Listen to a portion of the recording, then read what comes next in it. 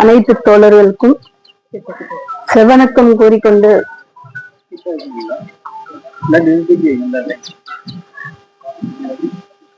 தோழர் அறிவொளியின் தியாகங்களை முன்னிறுத்தி இந்த கூட்டம் நம்ம இங்க நடத்துகின்றோம்.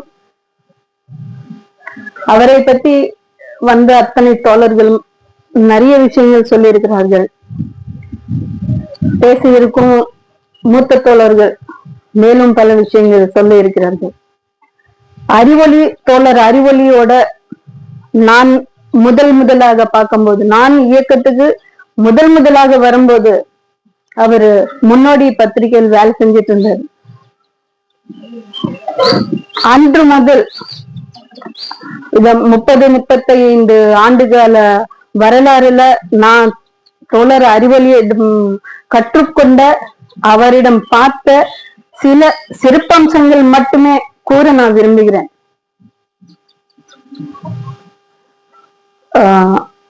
மார்ச் 8 முன்னிட்டு இதுவரை தோழரிடம் அவருடன் பயணித்த எந்த பெண் தோழரையும் அவரு தலை குறைவாகவோ மரியாதையின்றியோ பேசி நான் பார்த்ததில்லை.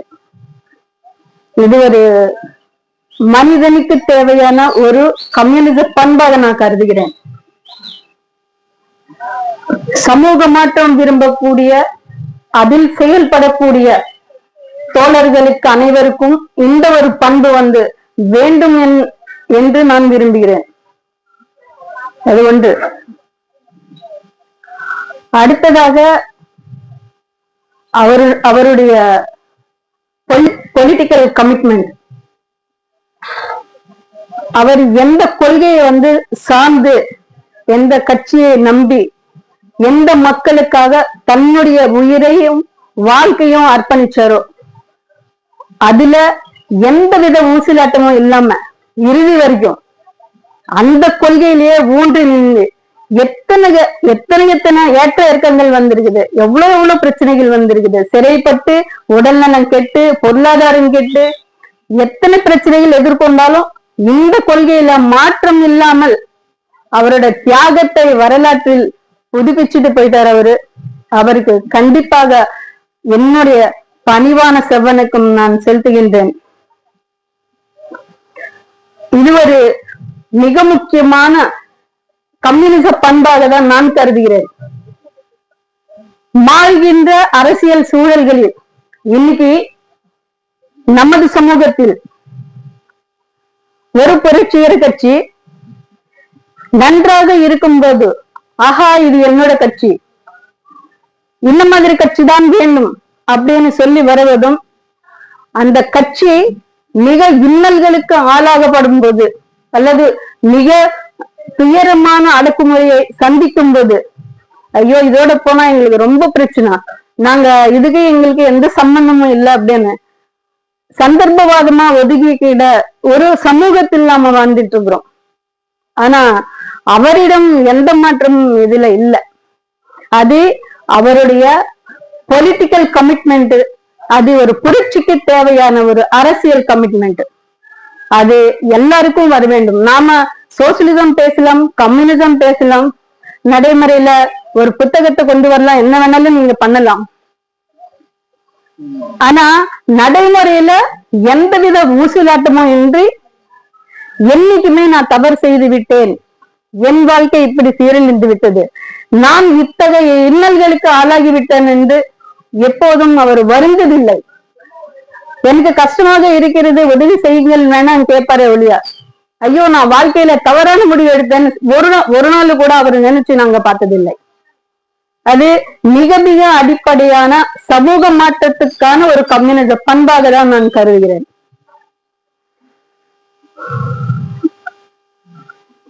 அடுத்தது, ஒரு இயக்கத்துக்குள்ள, ஒரு சமூகத்துக்குள்ள அல்லது அவர் நடத்துகின்ற ஒரு பதிப்பகத்துக்குள்ள ஒரு குழுவோட சேர்ந்து வேலை செய்வது என்பது இன்னைக்கு இருக்கக்கூடிய காலகட்டத்தில் மிக மிக கடினமாக இருக்கிறது. 2 நபர்கள் சேர்ந்தாலே அது ஒரு முரண்பாடாகவும், 4 பேர் சேர்ந்தாலே ஒரு தனி குழுவாகவும் சமூகம் இயக்கங்கள் எல்லாமே பிளவுண்டு போயிட்டு இருக்கிறது. அப்படிப்பட்ட ஒரு காலகட்டத்துல அப்படி மாறுகின்ற ஒரு காலகட்டத்துல ஒரு புத்தகம் வெளியிடுறதுன்றது அவ்வளவு எளிதான காரியம் இல்லை. அது சமூகத்துக்கு அவ்வப்போது தேவையான அரசியல் விஷயங்களை மக்கள் மத்தியில ஒரு விழிப்புணர்வா கொண்டு போறது, அந்த அரசியல் எப்படியாவது அவங்களை விழிப்படைய செய்து அதனூடாக புரட்சிக்கு உதவணும் அப்படின்ற எண்ணத்திலிருந்து அவர் மனிதன் பதிப்பகம் தொடங்கப்பட்டது. அவ்வளோ நீண்ட வரலாறுல ஒரு புத்தகத்தை ஒரு மனித சமுதாயமாக நம்ம கருதினோம்னு வச்சுக்கோங்க. ஆனா அந்த புத்தகம் எழுதுவது ஒரு சிக்கல். எழுதியது, கைப்படிப்பது, அதில் அச்சுப்பிழைகளை பார்ப்பது, அது புத்தகமாக கொண்டு வருவது, கொண்டு வந்த புத்தகத்தை மக்கள் மத்தியில சரியாக விநியோகிப்பது, அதற்கான கருத்துகள் சரியாக போய் செல்கின்றனவா இல்லையான்னு பார்ப்பது, இது எல்லாமே ஒரு மனித சமுதாயத்துக்கு தரக்கூடிய ஒரு அரசியல் உணர்வு, அது சீர்படுத்தக்கூடிய ஒரு மிக முக்கியமான செயல். ஒரு பத்திரிகை ஒரு ஆர்கனைசரான தோழர் மாவோ சொன்னார், ஒரு பதிப்பகம் இன்னைக்கு இருக்கிற காலகட்டத்தில் பதிப்பகங்கள் ஏறத்தாழ கமர்ஷியலைஸ் ஆகின்றது. ஒரு புத்தகத்தின் விலை சாதாரண மனிதன் வாங்க முடியாத அளவுக்கு தான் இன்னைக்கு பல புத்தகங்கள் வெளியாயிட்டது. அப்படியான சூழல்ல மிகுந்த சிரமத்துக்கு இடையில தான் நம்பிய மாவோயிச கொள்கைக்கு எந்தவித ஆபத்தும் வராமல் அவர் அந்த புத்தகத்தினுடைய விலையை கூட அந்த குழுவோட இணைந்து, முரண்பாடுகள் எத்தனை இருந்தாலும் இதுவரைக்கும் அவர் மிகப்பெரிய அளவுல முரண்பட்டு, நான் இவங்களோட இந்த சிக்கல் இருக்குது, நான் இந்த புத்தகம் வரமாட்டேன், நான் இந்த வேலையை செய்ய மாட்டேன், இந்த குழுவில இருக்க மாட்டேன்னு மறுத்த வரலாறு இருக்கிறதா என்றது மிகப்பெரிய கேள்விக்குறிதான். நமக்கு சாதாரணமாவே ஒரு சின்ன முரண்பாடு வந்தா நம்ம மூஞ்சி திருப்பிட்டு போயிடுவோம். நீ என்ன சொல்றது, நீ பெருசா நான் பெருசான்ற ஒரு மனோபாவம் மிக ஆழமாகவும் வேகமாகவும் பரவுகின்ற ஒரு சமுதாயத்துல இன்னைக்கு நம்ம வாழ்கின்றோம். குட்டி முதலாளித்துவ சுயநல சிந்தனைகளில இந்த மாதிரி தவறான போக்குகள் மிக ஆழமாக இருக்கக்கூடிய ஒரு காலகட்டத்துல தோழர் அறிவொளி போன்ற சில நபர்கள், மிக மிக விரல் விட்டு எண்ணக்கூடிய சில நபர்களிடம் மட்டுமே இது போன்ற கம்யூனிச பண்புகளை என்னால பார்க்க முடிந்தது. இன்னொரு நாம மாவோ சொல்லக்கூடிய ஜனநாயக மத்தியத்துவம் பேசுறதுக்கு, அந்த வார்த்தை கேட்கறதுக்கு ரொம்ப அழகா இருக்கும். ஆனா நிறைய பேருக்கு அந்த சொல்லி கொஞ்சம் அச்சத்தை ஊட்டக்கூடியது. ஏன்னா தனிநபர்வாதம் அப்படி என்ற ஒரு பாம்பு நம்மளை கொத்திட்டு இருக்கும் போது ஜனநாயக மத்தியத்துவம் அங்க போகாது. ஆனா ஒரு புத்தகத்தை வெளியிடணும்னா கண்டிப்பாக அங்க ஜனநாயக மத்தியத்துவத்தை கடைபிடித்தால் மட்டுமே ஒரு புத்தகத்தை சிறப்பா நீங்க வெளியே கொண்டு வர முடியும், வேகமாக செயல்பட முடியும். அந்த வகையில எந்தவித தயக்கமும் இன்றி அந்த ஜனநாயக மத்தியத்துவத்தை மனப்பூர்வமாக நடைமுறைப்படுத்திய ஒரு சிறந்த தோழர் நமது அறிவொளி தோழர்.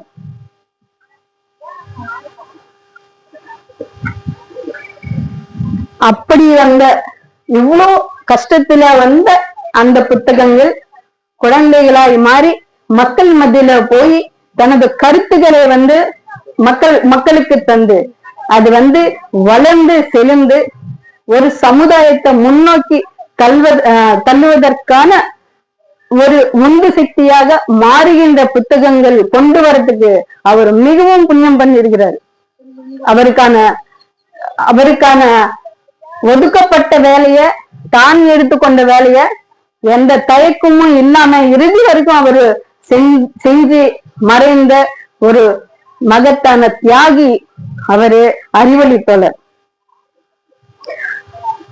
இப்படி சொல்ல போனா நிறைய விஷயங்கள் அவரை பத்தி சொல்லணும். அவரு தனிப்பட்ட வாழ்க்கை பிறந்தவர். எத்தகைய சிக்கல் இருந்தாலும், எத்தகைய கஷ்டங்கள் இருந்தாலும், ஒவ்வொரு மனிதனுக்கும் அது இயல்பா தோணும். எனக்கு ஒரு துணை வேணும் அப்படின்றது இயல்பா தோணும், ஏன்னா நம்ம மனிதர்கள்.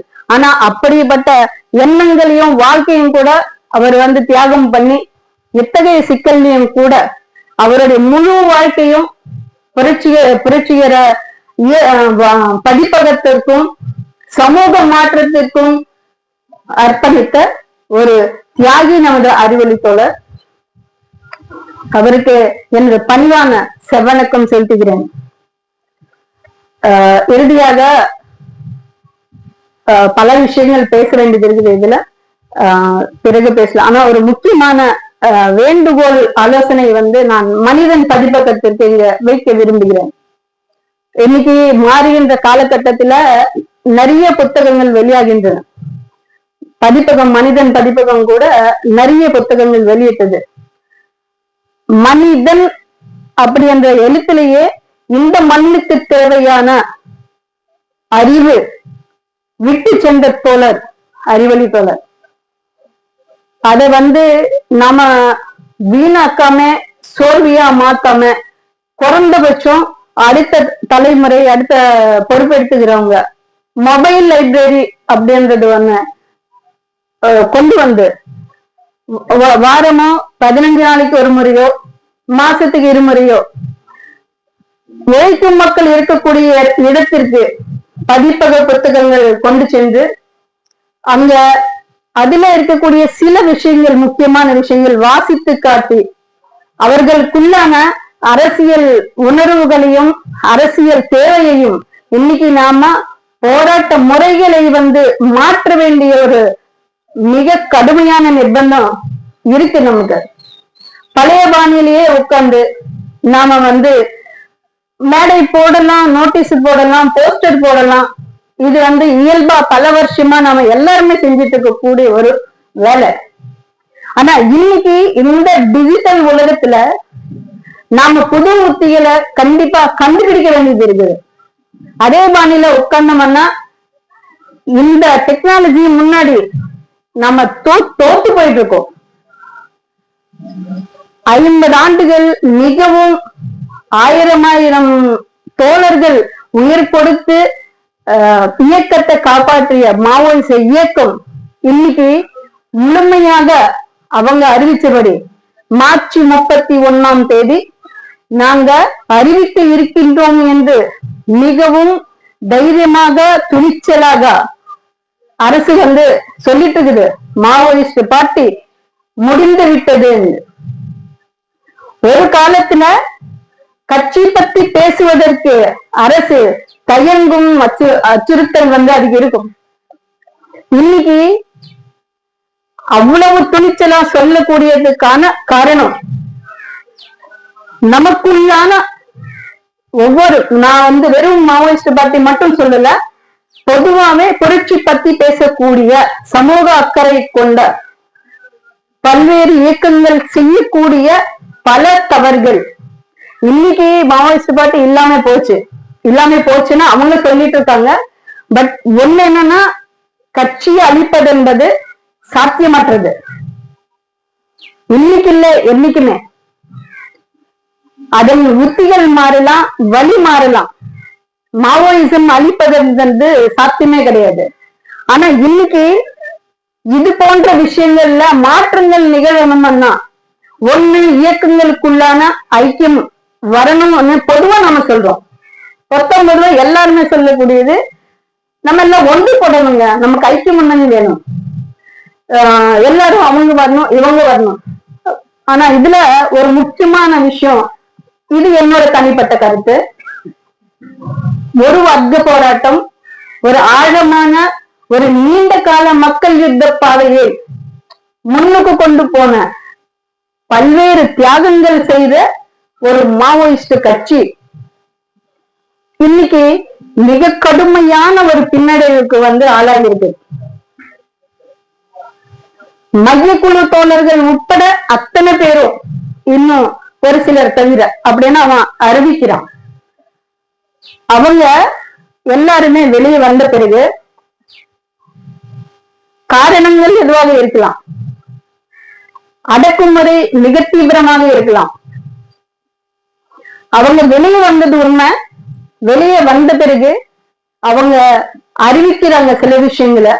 அதுல 1-2 விஷயங்கள் இங்க நான் தெரிவிக்க வேண்டிய கடமை எனக்கு இருக்கிறது. ஒன்னாவது, உங்களுக்கு நான் சிஎம் பதவி கொடுக்குறேன், நீங்க பொறுப்பெடுத்துக்கின்னு எலெக்ஷன்ல நின்று நீங்க ஜெயிச்சு மக்களுக்கு நீங்க என்ன பண்ணணுமோ அது பண்ணுங்க. அது சிபிஎம் பண்றது பல வருஷமா. நமது கட்சிக்கு ஏற்கனவே தேர்தல் பாதை மீதான மோகமும் இல்லை. அப்படியா உள்ள போய் நாம அதிகாரத்தை சம்பாதிச்சிட முடியும் அப்படின்ற குறுக்கு நம்பிக்கை எல்லாம் எப்பவுமே நமக்கு இருந்ததே இல்லை. ஆனா இன்னைக்கு இருக்கக்கூடிய ஒரு நிர்பந்தம் தவிர்க்க முடியாம வெளியே அவங்க நிர்பந்திக்கப்பட்டு மிகவும் சித்திரவதைகள் செய்யப்பட்டு வேறு வழியின்றிதான் அவங்க ஓப்பனா வந்திருக்காங்களே ஒழிய ஒரு புரட்சியர கட்சியையும் இத்தனை வருஷமான தியாகங்களையும் அழிக்கிறதுக்காக அவங்க வெளியே வருவதில்லை. அவங்க வெளியே வந்த பிறகு நாங்க சரண்டர் ஆகவில்லை, தேவையென்றால் எங்களை கொண்டுங்கள், எங்களுக்கு பிரச்சனை இல்லை அப்படின்னு சொல்லிதான் லாஸ்டா வந்த டீம் வெளியே வந்திருக்காங்க. ஆனா அவங்க ஏன் கொல்லாம விட்டு இருக்கிறாங்க? அப்ப ஏன் இத்தனை பேரு கொண்டவங்க, ஹிட்மாவை கொண்டவங்க, மத்தவங்களுக்கு கொண்டவங்க, உங்களுக்கு ஏன் வெளியே விட்டுருக்காங்கன்னு கேட்கும் போது, ஹிட்மா சம்பவம் நடந்த பிறகு அரசு மிகவும் பயந்தது. அவங்க எதிர்பார்த்தது இல்ல. அந்த பயத்துலதான் அவங்க வெளியே விடப்பட்டிருக்காங்க. அது அவங்க தெளிவா சொல்றாங்க. நாங்க எங்களோட அரசியல்ல எந்த மாற்றமும் இல்லை. மாவோயிஸ்ட் கட்சியினுடைய மையக்குழு தோழர்கள் சொல்லியிருக்கிறாங்க, எங்களுடைய அரசியல்ல எங்க பாதையில நாங்க மக்களுக்கு மத்தியில அது எப்படி செய்ய வேண்டும் என்ற உத்தியை நாங்க கையாளுவோமே ஒழிய நாங்க சரண்டர் ஆகி இனி கட்சியை மூடிடுவோம், எங்களுக்கு ஒண்ணுமே இல்லை அப்படின்றதெல்லாம் எங்களுக்கு கிடையாது அப்படின்றது ஒரு விஷயமும். இன்னொன்னு, கட்சி மீதான தடை நீக்க வேண்டும் என்று மிக தீவிரமான கோரிக்கை அங்க வைக்கப்பட்டிருக்குது. நீங்க மக்களுக்கு மத்தியில வர சொல்லியிருக்கிறீங்க, நாங்க வந்திருக்கிறோம், நாங்க இப்ப வெளிப்படையா வேலை செய்யணும்னு நினைக்கிறோம். ஆனா இது மாவோயிஸ்ட் பார்ட்டி தான், இதன் மீதான தடை நீங்க நீக்குங்கள், நாங்க அது வேலை செய்யறோம் அப்படின்றது ஒரு விஷயம் வச்சிருக்கிறாங்க. ஆக நான் எதுக்கு இந்த விஷயத்த குறிப்பிடுறேன்னா, இவ்வளவு நீண்ட வரலாறு கொண்ட ஒரு கட்சிக்கு முதல்ல எல்டிடி அச்சுறுத்தலா இருந்தது, பிறகு மாவோயிஸ்ட் பார்ட்டி அச்சுறுத்தலா இருந்தது, இப்ப அது முடிஞ்சது அப்படின்றது பிறகு இப்ப திரும்பி அடுத்து வேற இயக்கத்துக்கு வரும், இவங்க இல்லைன்னா இன்னொரு இடத்துக்கு வரும். ஆக நான் நினைக்கிறது, இங்க நான் சொல்லக்கூடிய ஒரே ஒரு விஷயம், வர்க்க போராட்டத்தை பத்தி, அதன் நடைமுறை பற்றி, நமக்கு இருக்கக்கூடிய குறைபாடுகள் என்ன அப்படின்றத பத்தி நம்ம புரிஞ்சுக்கணும் அப்படின்றதுதான். நான் அதுல குறைபாடு இருக்கிறதான் நான் கருதுறேன். இது ஏன் தனிப்பட்ட கருத்து தான். அதுல சமூகத்துக்குள்ள இயக்கங்களுக்குள்ளான வர்க்க போராட்டத்தை தான் நாம முன்னிறுத்துறோமே வழியா, மாவோ கூடிய முதல் வர்க்க போராட்டம், தனக்குள் தானே செய்யக்கூடிய வர்க்க போராட்டம், மாற்று வர்க்க போக்குகளுக்கு எதிரான வர்க்க போராட்டம் நாம சரிவர செய்வதில்லை. அதன் விளைவுகள் பல வகையில் இயக்கங்கள் பாதிச்சிருக்குது. சோ அது நம்ம உள்ள போனோம்னா மிகப்பெரிய ஆழமான ஒரு விஷயம். ஆக நான் இங்க அனைத்து தோழர்களுக்கும் நான் கேட்டுக் கொள்றது, நம்ம எந்த காரணத்துக்காக ஒன்னா இன்னைக்கு சேர்ந்தோமோ, நீங்க நம்ம மெய்யாவே இந்த சமூக புரட்சியை விரும்பினால், மெய்யாவே இந்த சமூகம் முன்னுக்கு போகணும், போராட்டங்கள் முன்னுக்கு போகணும், மக்களுடைய வாழ்நிலை மாறணும், கம்யூனிசம் அடையணும்னா முதலில் நாம மாற வேண்டும், நமக்குள்ளான மாற்று வர்க்க போக்குகள் மாற்றப்பட வேண்டும் அப்படின்றதுதான் நான் ஆணித்தரமா இங்க முன்வைக்கிறேன். மனிதன் பதிப்பகத்துக்கு லைப்ரரி, மொபைல் லைப்ரரி அப்படின்றது அதனுடைய தேவை என்பது இந்த சமூகத்துல மிகவும் முக்கியமாக இருக்கிறது. அதுல அவருடைய மொத்த தியாகத்தையும் நாம ஒரு மனிதன் இறந்த பிறகு நாம போற்ற வேண்டியது அவரிடம் இருக்கக்கூடிய நாம கற்றுக்கொண்ட சிறப்பம்சங்களை மட்டும் நாம